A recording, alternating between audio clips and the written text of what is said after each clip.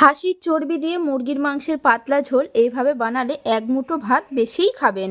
এটা বানানোর জন্য সবার প্রথমে আমি নিয়ে নিয়েছি মুরগির মাংস। মাংসের মধ্যে নুন, হলুদ গুঁড়ো, লঙ্কার গুঁড়ো, টক দই দিয়ে খুব ভালোভাবে মাখিয়ে নিয়ে রেখে দিলাম 10 মিনিটের জন্য। মিক্সিং জারের মধ্যে দিয়ে দিলাম আদা, রসুন, গোটা জিরে, গোটা ধনে, শুকনো লঙ্কা, অল্প জল, এর একটা মিহি পেস্ট বানিয়ে নিলাম। আর নিয়ে নিয়েছি খাসির চর্বি। চর্বিগুলোকে ছোট ছোট করে কেটে নিয়েছি। কড়াইতে সরষের তেল গরম করে নিয়ে দিয়ে দিলাম গোটা গরম মশলা। ফোড়নটাকে 15 থেকে 20 সেকেন্ড নাড়াচাড়া করে নেওয়ার পর দিয়ে দিলাম কুচানো পেঁয়াজ। পেঁয়াজটাকে 3 থেকে 4 মিনিট ভেজে নিয়ে দিয়ে দিলাম পেস্ট করে রাখা মশলা, হলুদ গুঁড়ো, কাশ্মীরি লঙ্কার গুঁড়ো, নুন আর দিলাম টমেটো। সব কিছু একসাথে কষিয়ে নেওয়ার পর দিয়ে দিলাম ম্যারিনেট করে রাখা মাংস আর দিলাম কেটে রাখা আলু। আমি এখানে কাঁচা আলু ব্যবহার করেছি, আলুগুলো ভাজিনি। ঢাকনা আটকে হতে দিলাম 10 মিনিটের মতো। মাঝখানে আমি একবার ঢাকনা খুলে নেড়ে দিয়েছিলাম।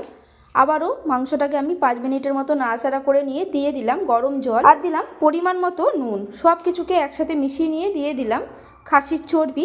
আবারও মিশিয়ে নিলাম।